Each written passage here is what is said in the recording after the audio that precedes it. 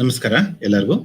Hearty welcome to all from Kuvempu Bhasha Bharati Pradhikara on behalf of the President, the Registrar and all other members. The objective of Kuvempu Bhasha Bharati Pradhikara is to bring the best literature from languages around the world to Kannada and also the best literature in Kannada to the languages around the globe. So basically it is Anuvada, through translations. So we are happy to organize a program to introduce the great poets and authors of Kannada literature to those who are not much versatile with Kannada literature, primarily for non-Kannadigas or Kannadigas who are not versatile with the authors of Kannada. In this program, renowned Kannada poets and authors are introduced by those who are an authority in literature themselves and have known and are studied about the authors extensively.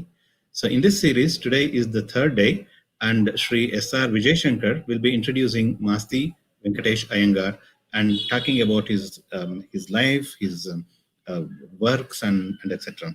So Vijay Shankar is basically from Dakshina Kannada district, has lived and worked in several countries and has now settled in Bangalore. Vijay Shankar is senior advisor of Asia for Asia Pacific division of Intel and has worked erstwhile in Novell Software and Cisco Systems. He is currently the honorary director of translation division of Kendra Sahitya Academy. He has authored several serial articles in various magazines. He has authored over 20 books, and his literary works vary from stories to critics to essays and critics to collection of essays and criticism to pen pictures, etc. He is honored with several awards for his literary works, including award from Karnataka Sahitya Academy. It's our pleasure to have Vijay Shankar in our program. I request Sri Vijay Shankar to speak about Masti Venkatesh Iyengar. Thank you. Thank you, Dr. Yatindra. Dear Dr. Ajakkala Girish Bhatt, President of Kuvempu Bhasha Bharati, the Registrar, also the Registrar of the institution, Dr. Yatindra, and my dear friends. First of all, before I begin my talk, I would like to congratulate and thank Bhasha Bharati, Kuvempu Bhasha Bharati, for thinking of this important and very helpful program. Many of my friends who don't know how to speak, how to write Kannada, but are interested in Kannada and culture and literature, were asking me many times, are there any good lectures series in English which we can listen and understand in a nutshell? And this is the one which is making that which compensates that kind of requirement in Kannada. And I'm grateful for the authorities of Bhasha Bharati for inviting me to speak on Dr. Masti Venkatesh Iyengar, Jnanapita awardee and one of the builders of modern Kannada literature. And perhaps I think the book on Masti Venkatesh Iyengar, which I wrote about a year back, published by Central Sahitya Academy, which will be translated into many languages on his life and literary works, must have made the authorities to think of me to invite for this talk. Thank you very much. First of all, I will give you a very brief biodata to introduce Masti, the details of which, other than that, are available on any website on Dr. Masti. Masti is a village in Kolar district of Karnataka, which is the border district, which has some part of it, that district bordering with Tamil Nadu, some part of it with Andhra Pradesh, and it is a multilingual center. And Dr. Masti Venkatesh Iyengar was born there in 1891 and died in 1986.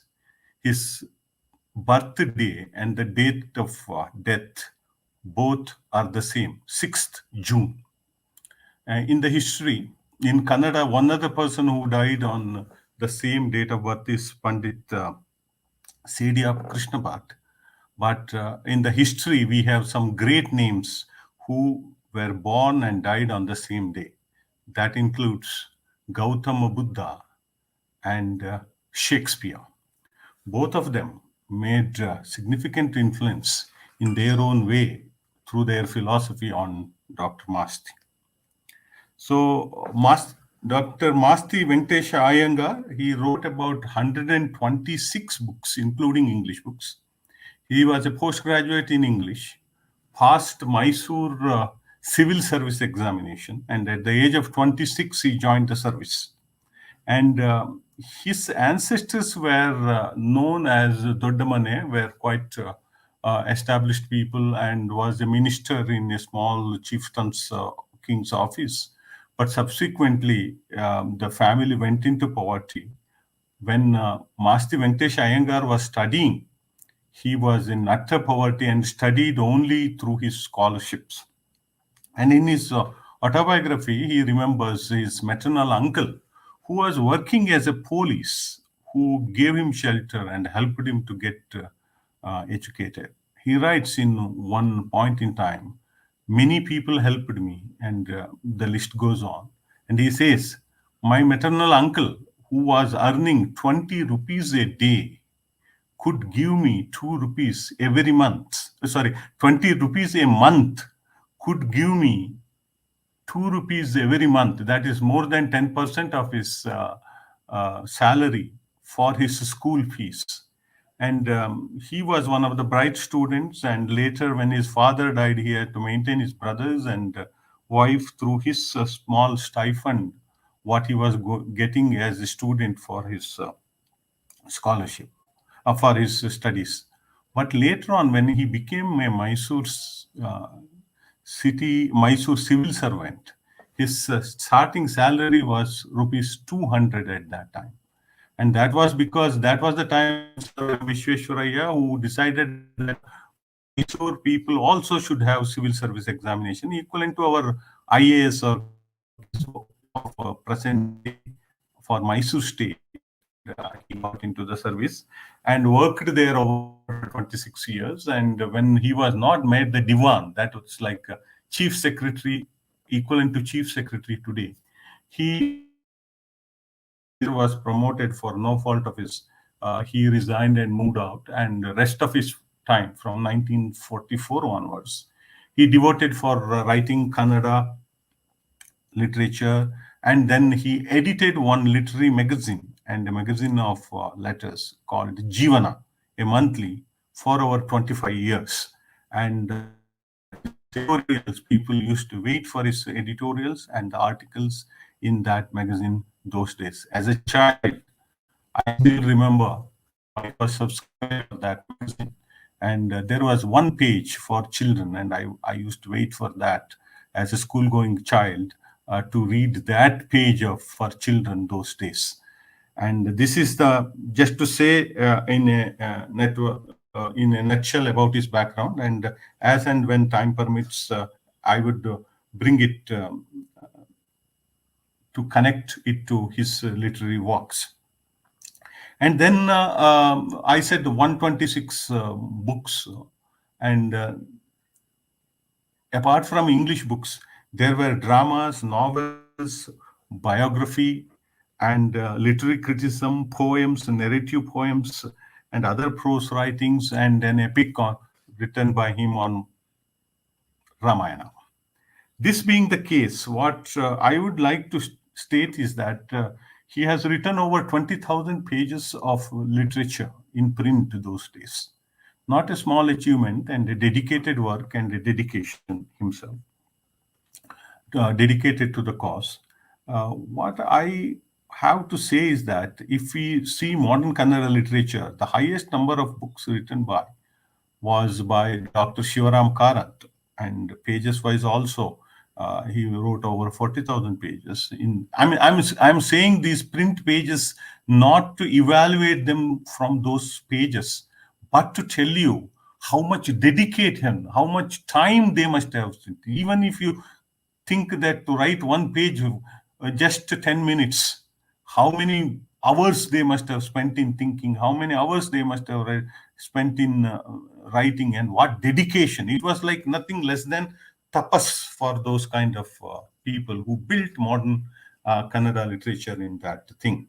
And Masti is known as the is the Janaka, the one who started the form of short stories in Kannada.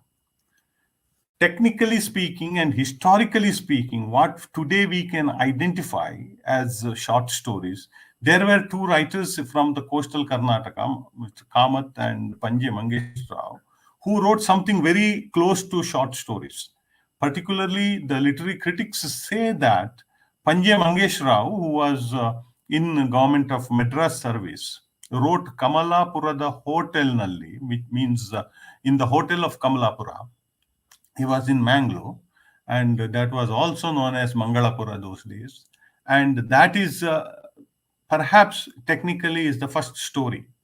But Rangana Maduve, which Masti wrote in 1909, when he was just 19 years old, is the story which is authentically, we can say, with full form of short story in Kannada. Then he wrote 100 stories, and just he wrote only 100 stories. But the content of the stories were from the history, from biography, from social things, from mythological matters, from imaginary Upanishads and imaginary philosophical point. And there was even one story called Kettakala, the bad times, on the democracy and how the downfall of democracy happened in Rome and things like that. And there is no area which he didn't convert into short stories. His last short story, Mayannana Kannadi, which is a kind of a fantasy and magic, close to magic realism, was written when he was 91. First story at the age of 19, last story was when he was 19. And I said his mother tongue was Tamil, and he was quite well versed in Sanskrit and English literature as well. And he got many awards. The topmost known is Jnanapith Award and Central Sahitya Academy Award, State Academy Honorary Award, and Mysore University and Harvard University Honorary Doctorate, some gold medals during his student days and all that. That apart, what we have to remember is how he developed the kind of Kannada thinking process. You see, what we have to remember is the time in which Dr. Masti wrote his literature. It was a time when we wanted to send Britishers out. We didn't want British rules. We did not want Britishers as rulers. But we wanted some values of Britishers as part of our modern sensibility. We wanted to retain some system. For example, parliamentary democracy, we wanted to retain. We wanted to retain the rule of law. We wanted to have the state system, the nationalism, what we call today, the nationalist Bharat, India, was also introduced to us from the kind of British thought process. So between East and West, there was a struggle for our identity, for our own asmita, as we say it in Sanskrit. That is what we want to do for our identity. We wanted India and East, but we could not give up certain things from which has come from the West, means from Britishers, and we could not give up something we wanted to retain. So the modernism in Kannada was developed in, we want something, we don't want something. We want to give up something, we want to retain something. We want to send Britishers back and have independent India, but want to retain certain things. And we want to have our own, even in education, our own system, and we want to give up something. And this is whether we want to, even the struggle was not just that, whether we wanted to go for the Gandhian industry or the Gandhian economy or modern economy. You see, Nehru was calling industries as modern temples of a modern India. This kind of conflict was there in the mind. This kind of turmoil was there in the mind. Pick up and choose, give up and select. This was the kind of movement going on in the minds of people. And Masti opted to use metaphorical thinking to exhibit these kind of things.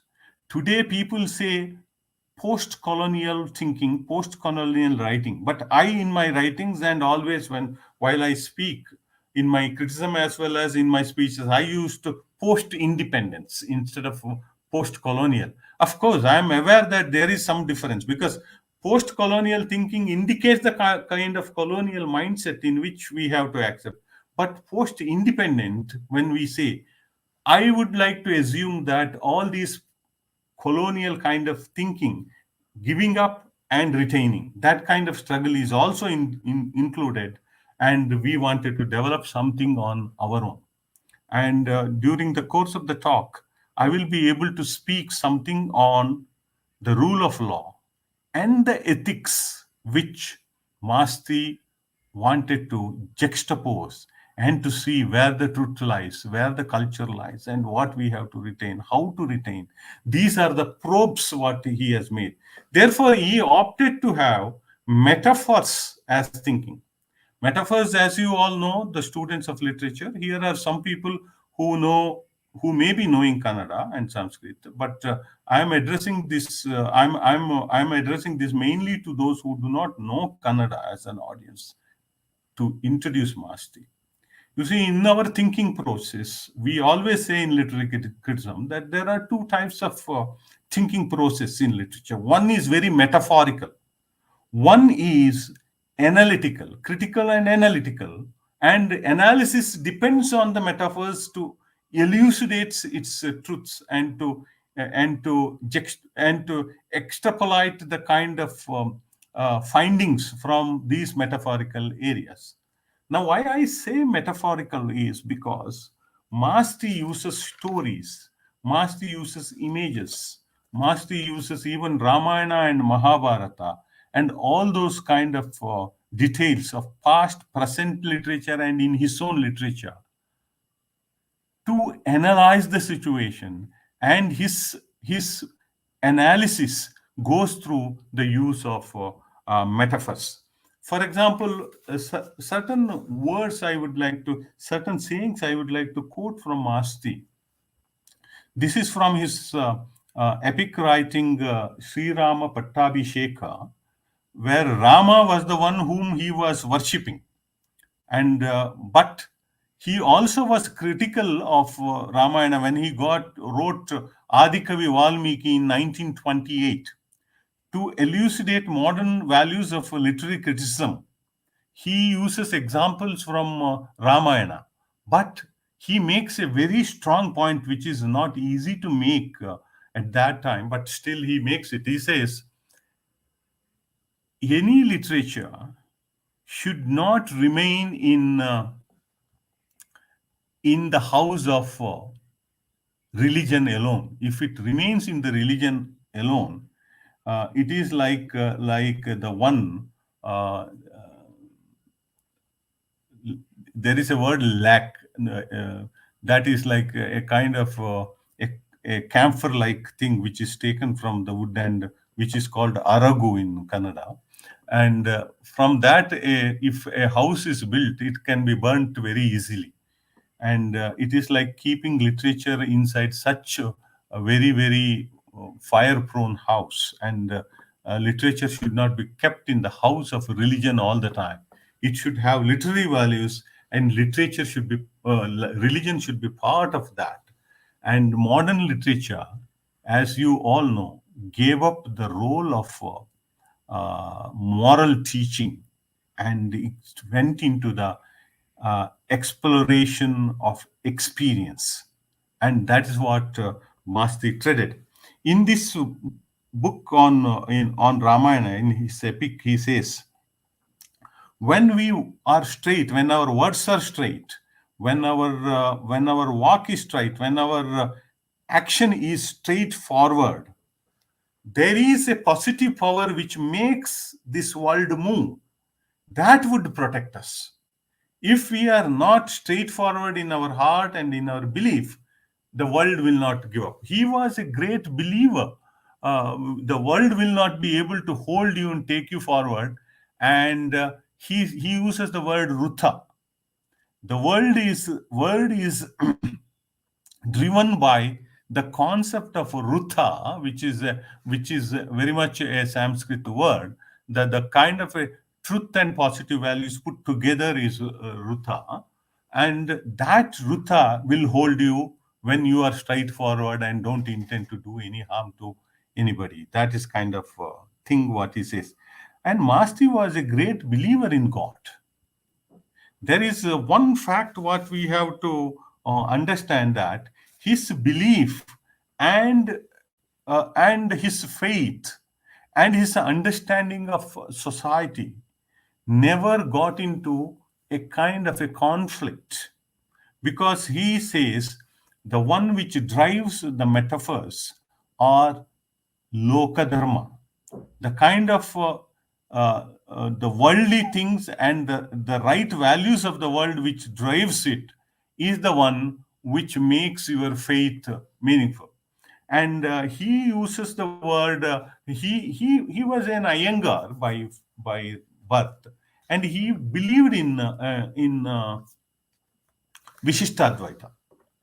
Now, what it means is that Vishishtadvaita has mainly three concepts which it believes. I'm simplifying. I'm aware that I'm simplifying this huge philosophy of Ramanujacharya, but still, for the purpose of the talk and the short talk today, we have to understand that there is one Ishvara, that is Almighty, and there is Jiva, that is living, all of us, and Jada, which is a non-living part of this world, which doesn't have breathing. So the Jiva and the Jada, that is like lifeless physical presence of the world and lifeful presence in this world, depend on Ishvara, that is Almighty. That is there, but there is a very clear point for Parabrahma, which is not Ishvara is nothing but Parabrahma, which has 5 elements divided in the world. They are like Vyuha. Vyuha is the various incarnations and possibilities of movement on the earth, and the second one is to protect the world, avatars, and they are not restricted to 10 in their faith. They are many. A good person, a good ruler, in his heart also there could be God. That is a kind of a faith. And the one is Paramavyuha, that is God himself. He lives in Vaikunta. Another one is Vyuha, which is on earth, which moves. And third one is the avatars on the earth. And fourth one is Archarupa, as it is said in Vishishtadvaita. Archarupa is which is made easy to be available for the limited vision of a bhakta to worship. It could be an idol, it could be a tree, it could be a river, in whatever, it could be an earth in a sacred place, whatever it could be. There are many ways of it. And there is one more which is very important for Masti as a writer, that is, in the heart of every living being, there is an antaryami way of living. That is there, embedded in every living being of this earth. It may be a human being, non-human being, anything. Whatever is living, there is some kind of God. Therefore, to see what is happening in the world is part of Loka Dharma for Masti. And to see that Loka Dharma in the right way, objectively, without being partisan, like a Rutha process, is his metaphorical way, and that is how he does. So the growth of Masti as a fighter, he calls himself as a kind of, he doesn't call it directly, but he says the prapatti is very important for a human being. Prapatti is not merely dedication. Prapatti is also surrendering with the liberty what a man can exercise. That is the difference between a dasa and prapatti bhava. There is a dasa bhava and there is a prapatti bhava. Dasa bhava is your servants. I am tava bhrutyasya bhrutya. That is how it is. To God, one can say that I am totally surrendered, not merely, even to the level of your servant, I can leave, and I have nothing else. You are thing. That is dasa bhava. The prapatti bhava is also surrender, but that has some kind of a jurisdiction where a human being has to make a decision of his own, and he is bound by that decision. If he goes beyond that decision and that jurisdiction, the God will pull him and correct him. That is the fate. And Masti, in his biography, gives an example of one of the dogs. In Masti's house, his wife was fond of pets. While he was coming after marriage, she was carrying a parrot. Then they had a squirrel and so many small pets and 3 dogs at home. One of the dogs' names at that time was Dasa. And Masti says, you see, when I am taking my dog Dasa for a walk in the evening, there is a chain tied around its neck and I take it for a walk. As long as it doesn't do any wrong things and walks within its jurisdiction of that chain, doing the right thing, then it is fine. If it is doing anything wrong, say tries to bite somebody who is walking in the street or whatever it is, something wrong if it goes, I will immediately pull that dog back with the chain and control it. As my dog Dasa is to me, Masti writes, my soul and my body and my life is to my master God. And within my jurisdiction, I am free and to make that decision. And if I do something which is not right for that jurisdiction, not right as part of the Ruta, then he will pull me and correct. So what is it that is a God? That is what always a question is being asked. God is a protective tattva, philosophy, a protective value in you, whom you believe and your faith gives.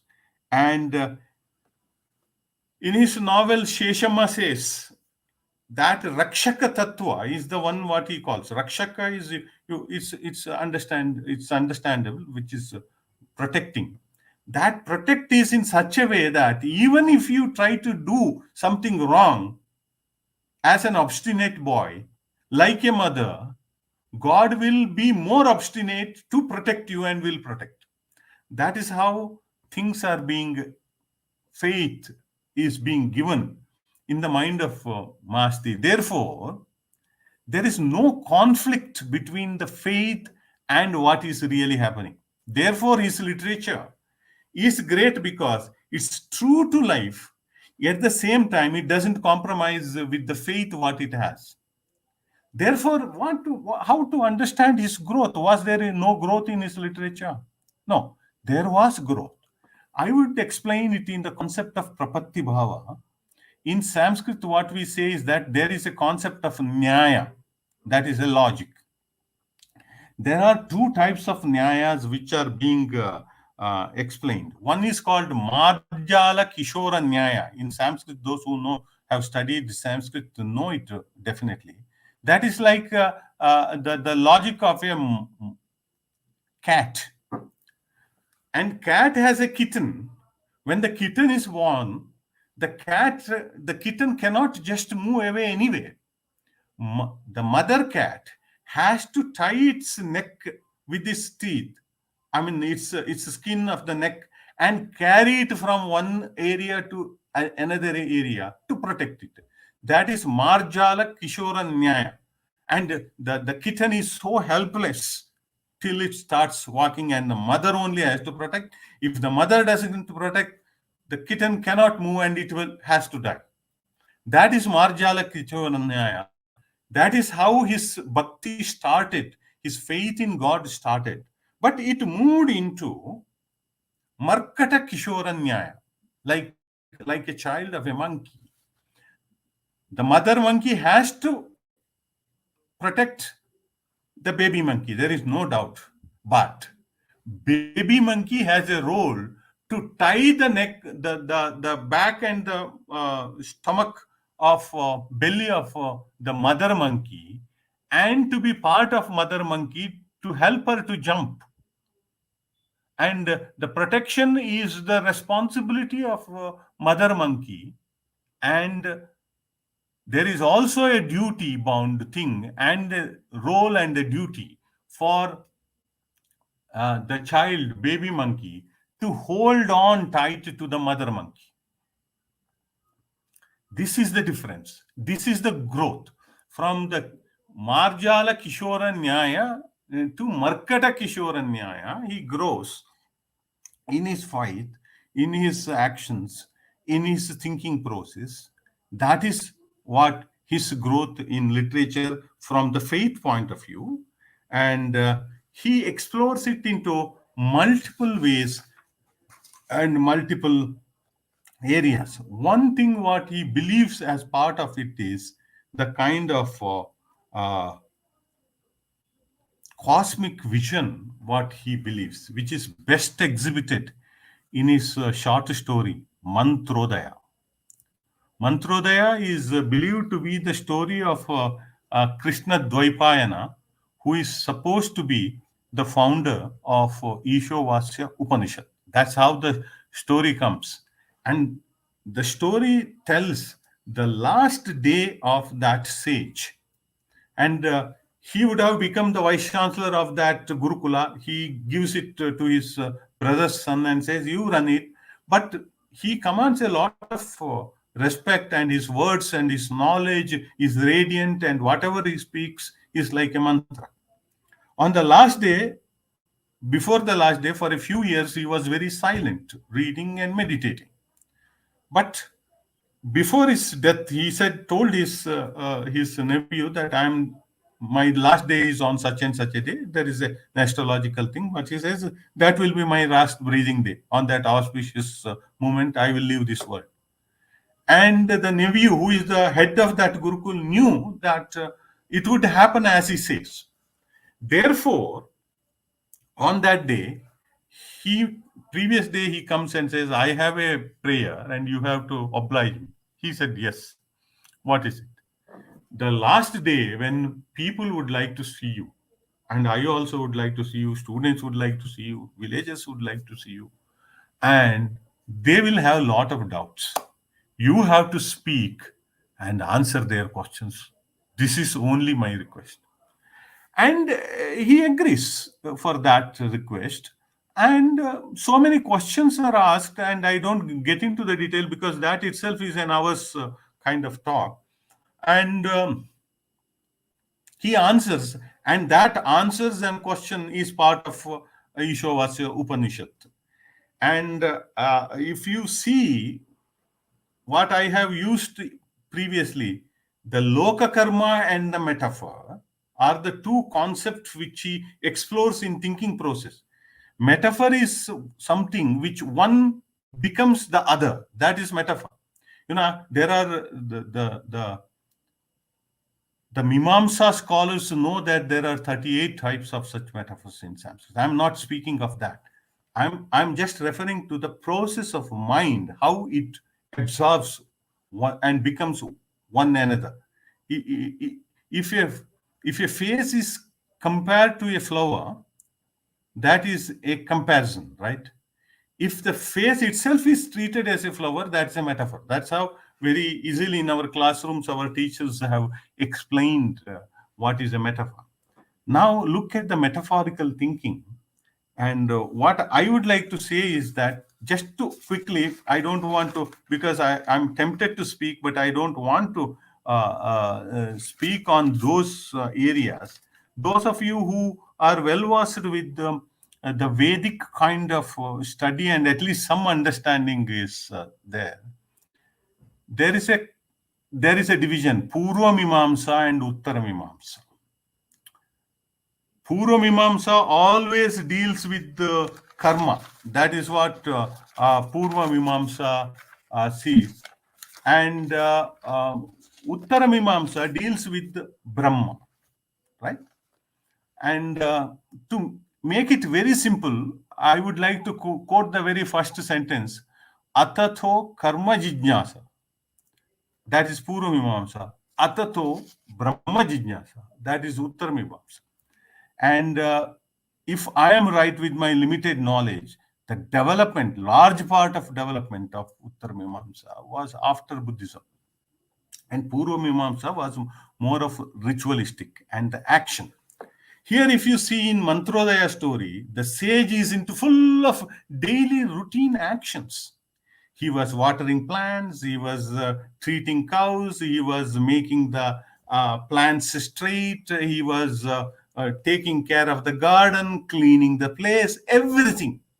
The very routine karma of every day is practiced. But the questions through that metaphor of karma, what he answers in the story, Mantrodaya, are all Brahma Jijnasa kind of thing. Therefore, Masti believes in all his 100 stories, whatever it is. It may be the historical or whatever the story. I explained it, the 10. The karma and the Mimamsa, Brahma. Karma and the Brahma, both the Loka Dharma and through metaphor, the philosophical, metaphysics, both coexist in his writings. And he never negates the Loka Dharma, the Karma Mimamsa, part of it. Karma Mimamsa doesn't mean just doing ritual or homas or yajnas. No, that is not the one what he ultimately explains. There is much more to Karma Mimamsa, and that also has to be explained. And in there are stories like Sri Krishna, last meeting with the Sri Krishna, that is Arjuna and Sri Krishna. The same Gita is being explained in that story. He gives all these in a story of a framework. 4 stories are there on Shakespeare and his life and what the message would come. And on the colonial experience is a story like Masumati.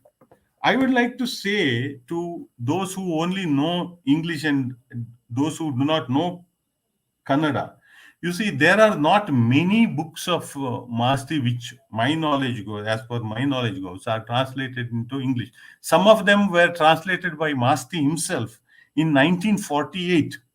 Subsequently, what I remember is his Jnanapith award-winning novel, Chikavira Rajendra, a novel, was translated into English and published by Penguin and translated by Padma Ramachandra Sharma and Dr. Ramachandra Sharma.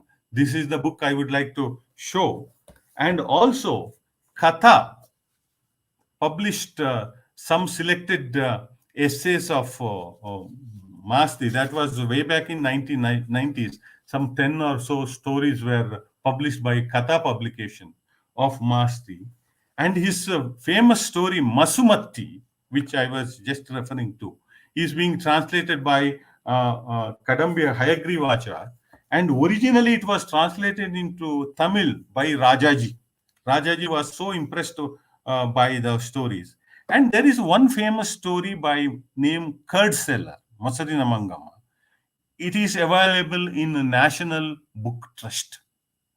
And I was also told that Subbanna, his mini novel or novella as we call, was also translated into English. I do not know who translated it, whether Sharda Prasad or whoever it is. I don't remember.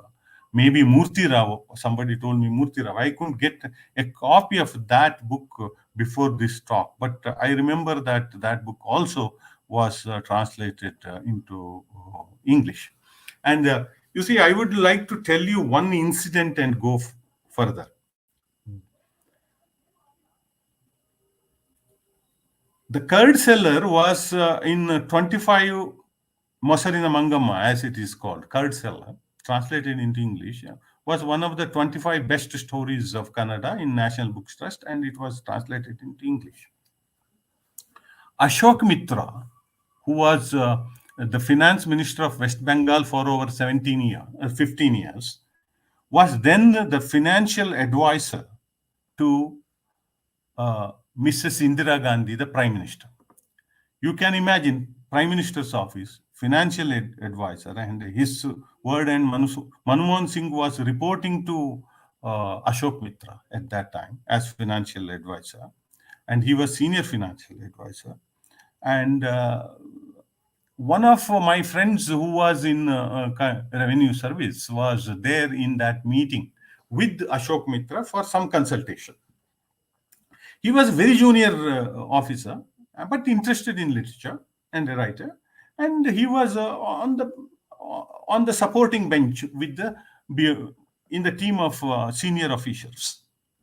So, as a process to introduce people, my friend was introduced to Dr. Ashok Mitra that this person is from Karnataka and he is interested in literature. Then Dr. Ashok Mitra asked, I believe, do you know one writer by name? This was way back in 1970s, and by then he didn't get his Jnanapita award also. He was not even got his Karnataka State Academy Honorary Award. In 68, he got Central Sahitya Academy Award. That was the only thing what it happened. Then Dr. Ashok Mitra asked my friend, do you know one writer by name Masti Venkatesh Iyengar? He said, yes, I know him. Have you read his story, Curd Seller? He said, yes, I know that story, and this is it. I read it. Then this Dr. Ashok Mitra asked, how many stories? It is somewhere around 71, 72, that kind of time frame, 72, 73 kind of time frame, 50 years ago. After that, Masti wrote some more stories. By then, not even 100 stories were complete. He asked, how many stories? You please remember, Dr. Ashok Mitra is also Central Sahitya Academy award-winning writer. His literary sensibility was so strong. He asked how many such stories he must have written, equivalent to Mosarina Mangamma. He said, maybe 30 or minimum 30, could be 40. I would say easily 30. Then Dr. Ashok Mitra told him, I believe, in that case, he is a very major writer, one of the major writers in India, I would think. He said, I wish so. What I mean to say is that one of his stories in the list of 25 stories from Kannada made a person with such a literary sensibility think and feel that here, this is a story of a major writer. And I would like to say that all the works, if you happen to read of Masti, would give you that kind of feeling. And I quoted this from my memory. You see, Masti had many stories. I would like to quote one or two stories and then get into other literature and conclude it, because otherwise it is not possible. This Mosarina Mangamma, what I said, is a story which is looks like a very simple story of a fight between a mother-in-law and a daughter-in-law. And in the city, a person who is buying curds from this lady, Mangamma, is intervening, and the complete family and the relationship is being revealed. But we have to understand that if we go back for a minute to Mantrodaya story, which some of the critics have compared it to Death of Ivan Ilyich of Tolstoy, which I don't like to do that, because Ivan Ilyich is on the deathbed and he looks at his life from his deathbed without able to do any action. And his concept there is that to live a life without being in a regrettable way. How to do that? That is the kind of thing of the faith. But here, the faith is present and futuristic. It's part of being a cosmic part. That is a kind of a very Eastern kind of faith. There you see, such faith, be it a Masarina Mangama or Mantrodaya, a kind of being part of cosmic living, the human life being part of cosmos is always his vision. He has about 4 levels of that understanding. One is as an individual. You become first as an individual, then you become a part of the society, and as a part of the society you are part of this world, and this world is part of this bigger cosmos. That is how he visualizes, even if it is a small point of a mother-in-law and daughter-in-law story, he understands this. Next concept, what he always feels is the concept of justice and ethics. There are several stories, and even in his novel, Jnanpith Award-winning novel, Chikavira Raja, also Chikavira Rajendra also has this kind of justice and ethics coming there. Now look at Jogiyar Anjappa's chicken. That is translated here by Ramchandra Sharma. I would like to read a sentence from that. When he came to the end of this story, Anjappa said, "It is not enough to become a magistrate. It is God's work.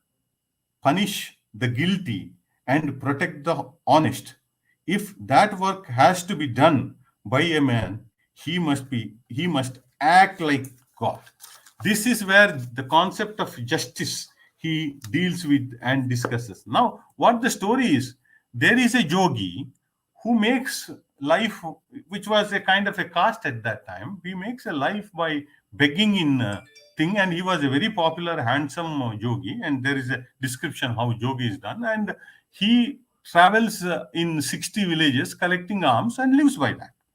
It was not the time like yogis would go and plow the land and grow, and no, not that kind of life. Now, having said that, what he would like to do at that point in time was a daughter-in-law in a house, to cut the story short, gives him one chicken, one hen as a gift, as an arm. And then through her own ways, he was caught. But she requests him and took oath from him not to tell others. Now he was arrested on the complaint of stealing the chicken regularly, and he goes to the court, but he can't tell who it was, because he has given there is an oath to that young lady that he won't tell. I'm simplifying the story. And he was punished, either 15 days jail or 20 rupees fine. He gives fine and come back. Now, there are multiple levels of life complexities where there is one way, strict rule, which goes by evidence, which goes by witness, which goes by the thing which you can see with your outward eye and can get into the evidence. But there are also certain truths which can't be explained by this outward explanation. How to make a balance? Ethics is one area of Eastern concept. And law is and ethics are not different in the strict sense of Western law. How to manage this challenge? Because you may, for example, I'm giving you a very simple example. You may save some income tax by producing a bill for giving medicine to your servant maid, where you don't have to give that medicine, but you may get the bill in the name of your mother. And if you are caught by income tax person that you have cheated, your mother doesn't require that medicine of 3,000 and you have to lose your job or go to the jail. What is the right way of assessing? Therefore, law says this, ethics says something else. Is it ethically? Now takes Manto, for example. A girl sincerely loves a boy of an enemy nation, or an enemy nation girl sincerely loves the boy outside the border, on the border thing. Hiroshima Manamar, a kind of story. How to assess whether she was anti-national? Is her love important or nation? Law says she is anti-national, but ethics says her life, or even certain value system says her love is equally important. How to respect and balance these things? You see, these are all the challenges what a new system has brought. But in Chikavira Rajendra, Masti explains a concept called, very easily I would say, Chikavira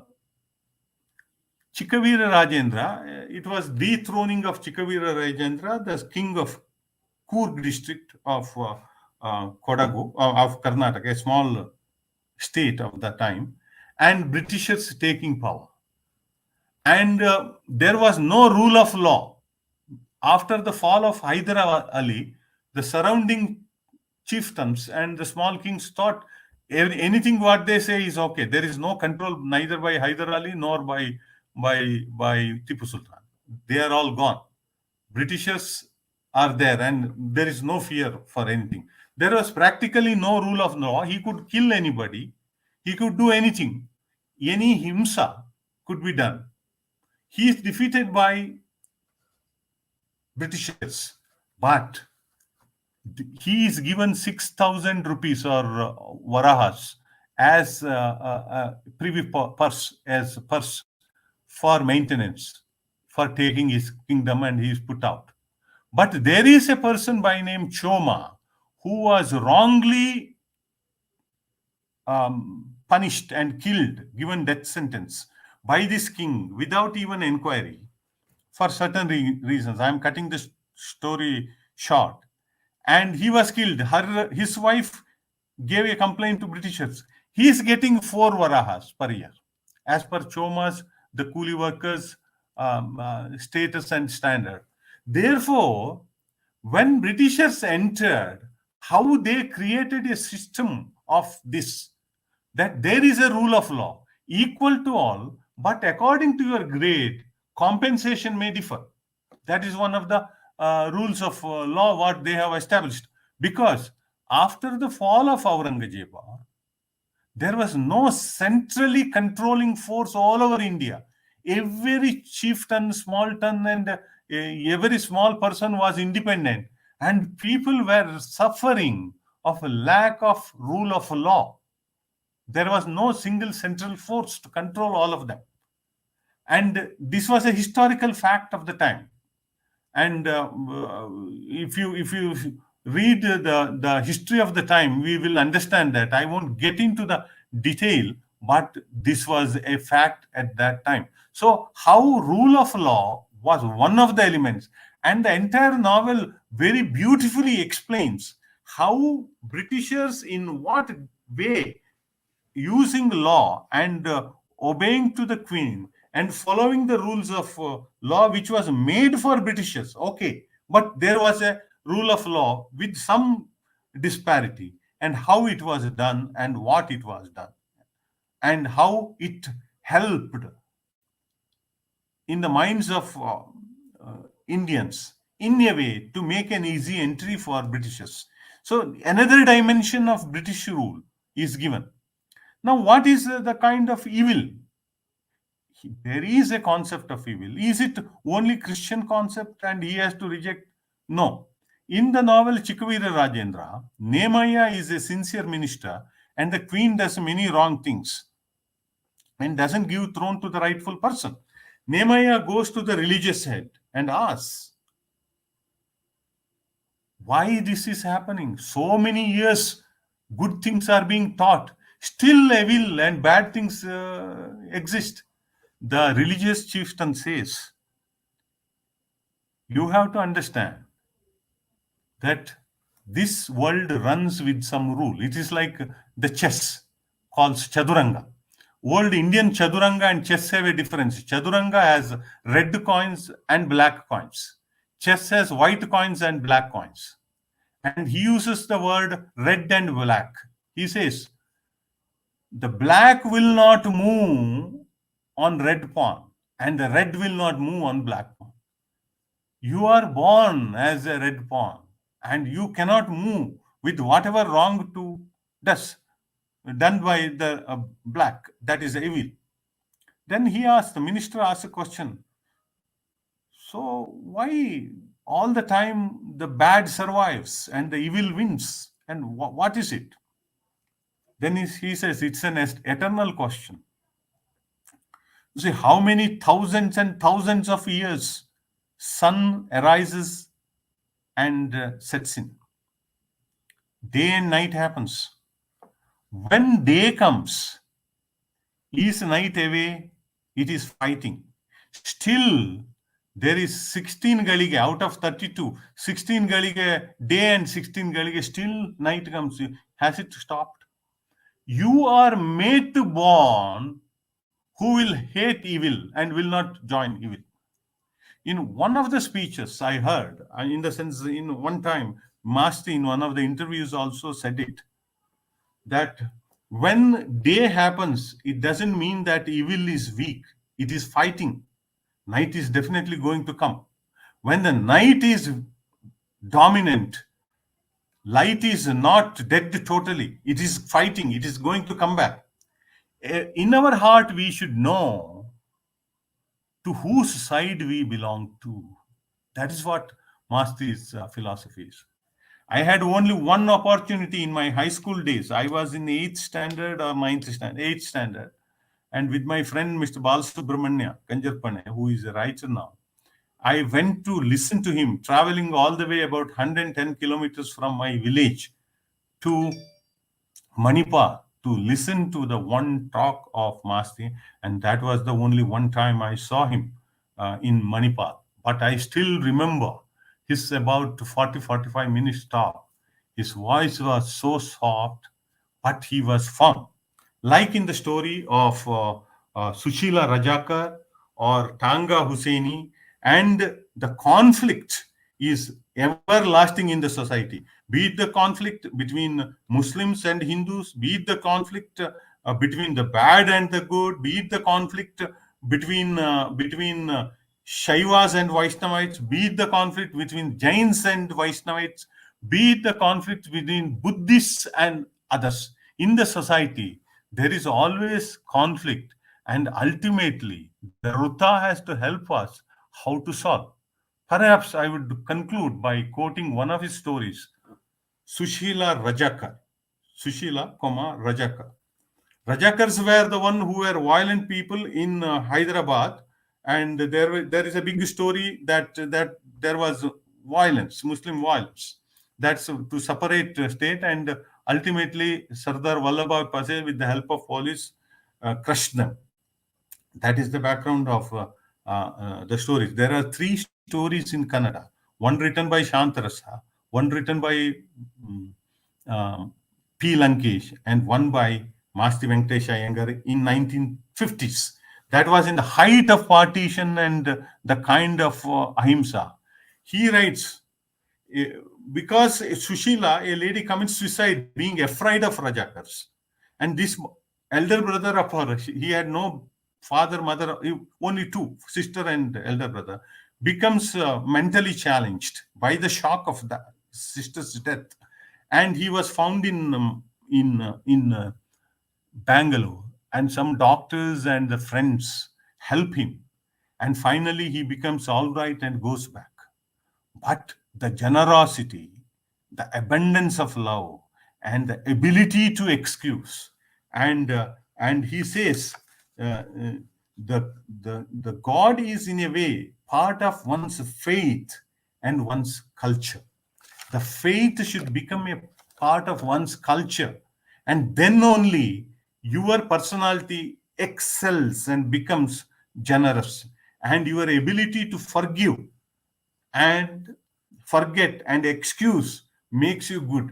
And in that sense, he was influenced by the Vedic and other scriptures, Ramayana, Mahabharata, and other parts. He has written not merely Adikavi Valmiki, Bharata Tirtha also, and he also was very well read of Bible, Quran, and other things. And there are poems written by him on Muhammad Paigamba, and also brings in New Testament book 1, 2, and 3. There are certain stories and writings of these 126 books which could be compared. And for his mind, what he was thinking, I will quote on the example from his book Matugara Ramanna, which is a life narration, and conclude. That is, he quotes the incident of Sringeri Swamiji procession, Purapravesha, entering the city, and there was a procession. When the procession was going, when it was close to a mosque, some youngsters came and said, in front of our mosque, you should not do Valagam and all that and go. Just till you cross the mosque, and after that you go, everybody follows that custom, and in this custom also you please oblige us. Now the youngsters become angry. They say no. And Swamiji hears some din and bustle, and he makes the palakin stop there and ask, what is the matter? He says, this is the matter. He tells those boys and also his Hindus, you see, if he is your God, and whoever's God it may be, a man traveling on the palanquin is not the right thing. If he's a God, I also will walk in front of that thing. And he gets down the palanquin. This is Sringeri Swamiji, quoted by Masti, and walks across that 20 meters or whatever the distance in front of mosque. He walks and then gets into the palanquin and moves. Next day morning, when Swamiji finishes his puja, early morning, by 4 o'clock, 20 of the elders of Muslim community were waiting outside his place, standing. And they sent words that we seek your permission to talk to you 2 minutes.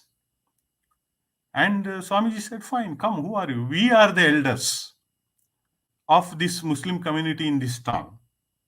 We are very sorry for the misbehavior of our youngsters. He said, no misbehavior. Swamiji said, no misbehavior. They said, this is our customs. And I thought I would walk in front of mosque. That's all. If he is your God, he is God. In front of God, nobody should walk. That is what my faith is. Then the Muslim said, we learned that you are here for a week. And already so many sevas have been booked. You have to give me, you have to give us, please give us and bless us with 1 day's expenditure, and we are part of your worship for 1 day. In the sense, our community, as a matter of harmony, will bear the expenses of 1 day's expense of your stay here. And we beg you to give us the permission to submit that money to this collection as part of our contribution. And we are thankful to you. And we treat all gods equally, but this is our custom. We follow that custom, and you have respected our custom. Please allow us to contribute that for that 1 day's expense. And then Swamiji took 2-3 minutes and then looked at the face of the elders and said, fine, that is fine. And I am told in that thing, Matugar Ramanna tells, and which is Masti's experience. You see, he was the district commissioner, and in the entire old Mysore, he was there. Like Chikmagalur, he was the DC of Chikmagalur, and so many things, right? He was working as an assistant for Sir M. Vishweshwaraya, and so many things. There is a book, Sir MV, edited by Masti, where many stalwarts of Kannada wrote articles on that. Having said that, that harmony was the kind of belief which Masti had. He was a firm believer of God. He had full village. If you see he had that nama on his forehead, everything perfect. He was perfectly practicing what he believed. But he also believed that there is a harmony and coexistence in the society, and society is part of this world, and this world is part of this cosmos, and we should have that vision, and that's it. And I know that I could not do justice to all 26 books and many concepts. The concept itself are 10.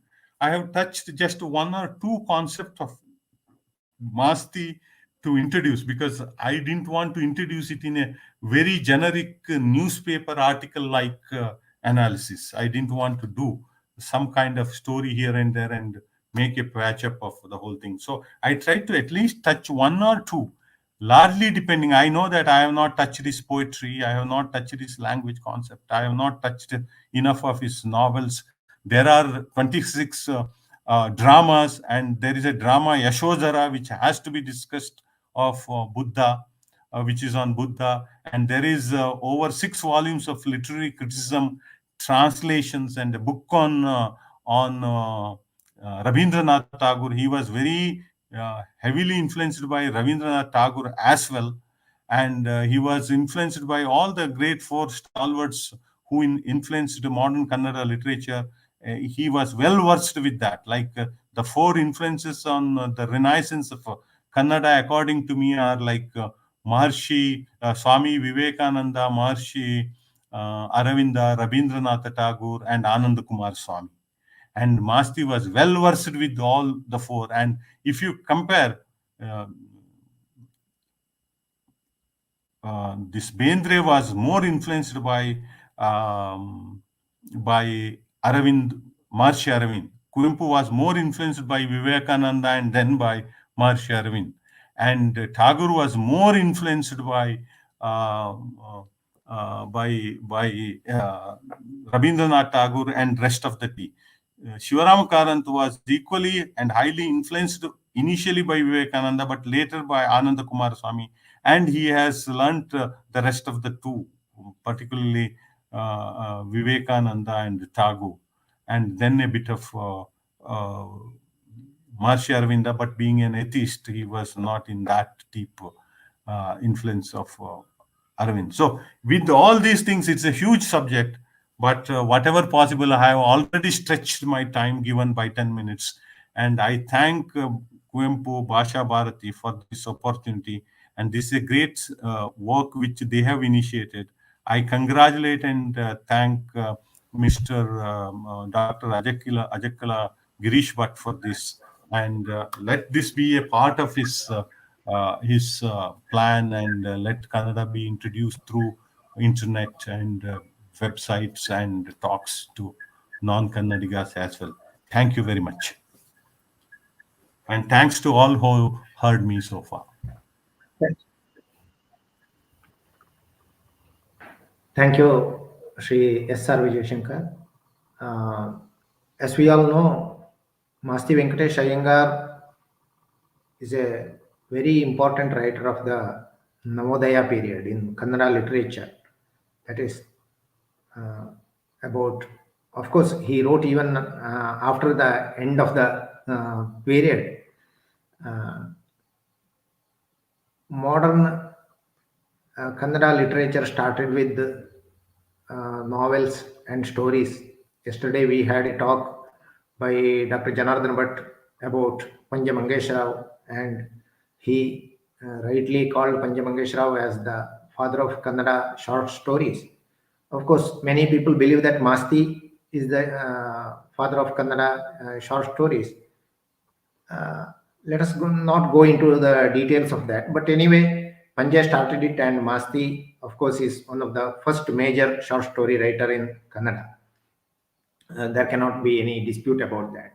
Considering the volume of the stories, the number of stories, the volume of the literature Masti produced, we can definitely say that.